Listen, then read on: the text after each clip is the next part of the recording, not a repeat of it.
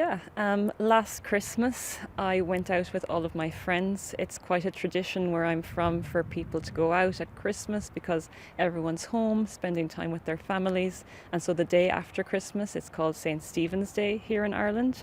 And we would all go out to the pub, have a few drinks, and catch up with everyone that you haven't seen all year. So that's always a great time just to see everybody and have a great night. Okay, so for me, a great night out, it's kind of crazy when I say it now, but once upon a time, I kayaked from Alaska to Seattle. So it was 3 months in a boat, and I worked for something really hard, and you know what it's like to try to do something and put everything into it, and you finally get a chance to achieve it. Well, when I got there, I was with all my friends. We went out, we had a great dinner, we celebrated on the town, and that for me was a magical night that I'll remember forever.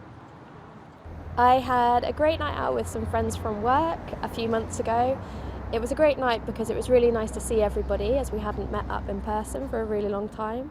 And there was some wonderful food, there was also some great music, there was a band playing, and it was just really joyful. And then we went out dancing afterwards.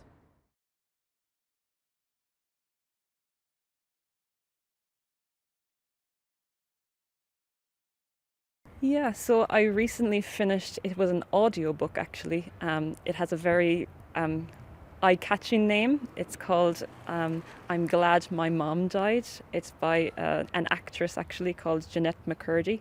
So it's an autobiography. And it was all about how she was a child star actress and kind of the dark side of being a child star. So it was a very interesting read, and I learned a lot about Hollywood and the entertainment business.